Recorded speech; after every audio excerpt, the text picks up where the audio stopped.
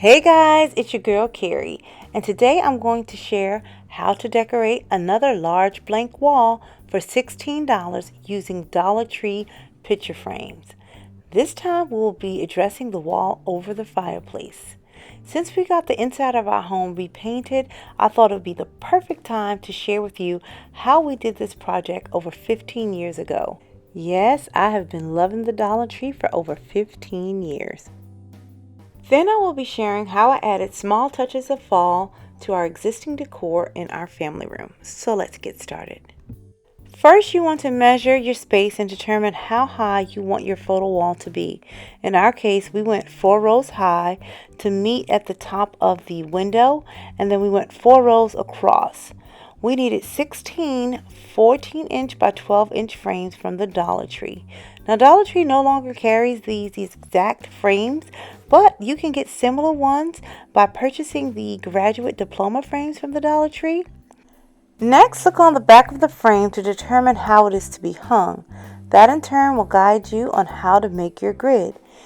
Since our frames had one center hook, we made a grid and put a nail at each cross section to hang. It's a little hard to see the grid or the nails because the painters painted over our entire grid when we took the pictures down to get the house painted, but hopefully you can see that. Next, you want to select your photos and print them in black and white. Black and white gives a more cohesive, elegant, and expensive look. You can also add a black mat to the frame as well. Then you want to lay your photos out in the order that you would like them to be hung on the floor. That will save you time when it's time to hang them up on the wall. Next step is to hang and remove any smudges. I should have updated our family pics while the painters were painting since my girls are now young adults. They're 16 and 21. I cannot believe that these frames have been up for 15 years, and the only way that you can tell that they are dated is by the age of the persons in the photos. That is what you call classics. Most of the decor in my home have been around for years, and I have never gotten tired of it. So here's the completed look. Not bad for 16 bucks. Wouldn't you agree? Another thing I wanted to share, how did we determine how high to go? We did not want to go all the way up to the ceiling because that would have been way too much. So what we did as our gauge is we balanced out the first frame, picture frame, at the edge of the bottom of the second set of windows on the 2-story purpose, and we used that as our guide and we built down. Now we didn't go all the way down to the bottom because we wanted to leave a little bit of space there so that we could be able to actually decorate the mantle and not obstruct the view.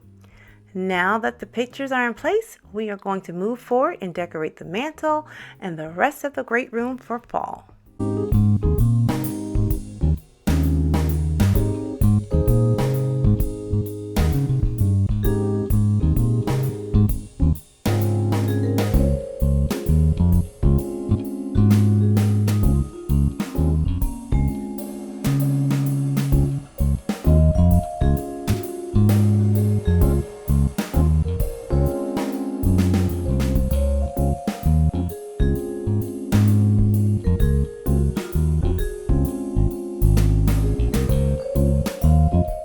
Now for the one person that's going to be eager to leave me a comment to let me know that my planter box is too tall and is blocking the last row of pictures.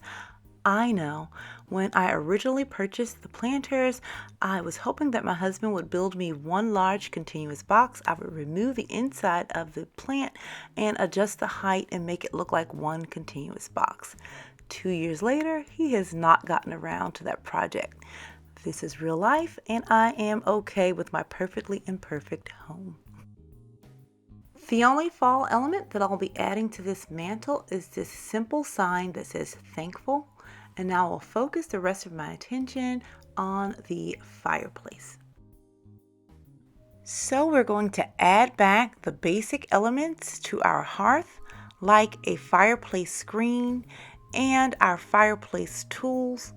We will add a touch of fall by adding a basket filled with blankets for a cozy feel. Here's the completed look of the fireplace, mantle, and hearth. Now on to the rest of the room. Now, if you recall in my previous pre-fall video, I shared with you what my home looked like for the summer, and I shared with you my drape over technique. So for the fall, I've taken off the blue bottom drape overs and I replaced them with these beautiful brown birds. They're browns and grays and tans, and I just think those are absolutely beautiful. Now over on this wall, I have 2 benches flanking either side of our entertainment center. And as you all know, I keep all of my flatware in these benches. If you'd like to see that video on how I store my flatware, just click the link in the description box below.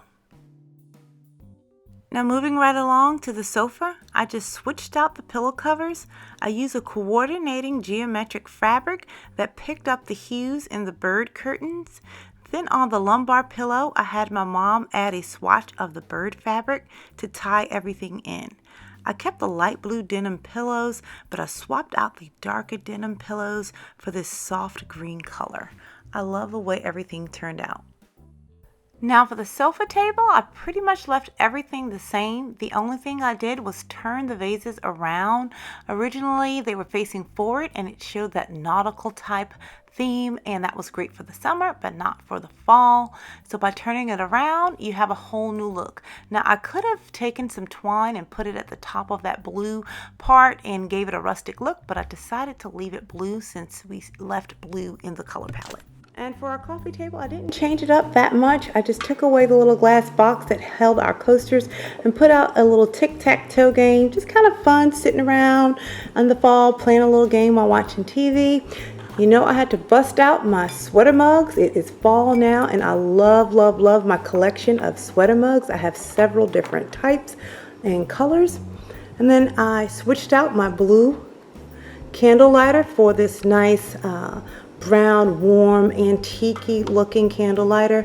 Kept the same candle, and then I put in this trio of feathers because I kind of feel like they go with the birds. Birds and feathers go together. So I did that, and I showed all of this stuff in my fall haul video. If you didn't see that, I will leave the link in the description box below. Over here, I kept the copper lanterns on the coffee table, but switched out the contents for fall. In the smaller lantern, I just took the smallest deer antler candle holder and set a pine cone on top. I left the moss the same, although I may add a few acorns. This smaller lantern complements the larger one very nicely. Now in the larger lantern, I put my Goodwill pinecone candle holder find for $2.50 inside the lantern. Now you guys should remember that from my Thrift with Me video. I will leave that link in the description box below. Now that candle was a little too short, so I took one of the inserts for one of my dishes, kind of turned that upside down to make a riser or a stand, and then everything fit perfectly. And that's it for my fall decor for my family room. It's not your traditional fall decor. I don't have lots of pumpkins and things everywhere, but this is perfect and just enough for my family. I hope you guys enjoyed this video, and until next time, I'm going to keep calm and carry on. Bye guys.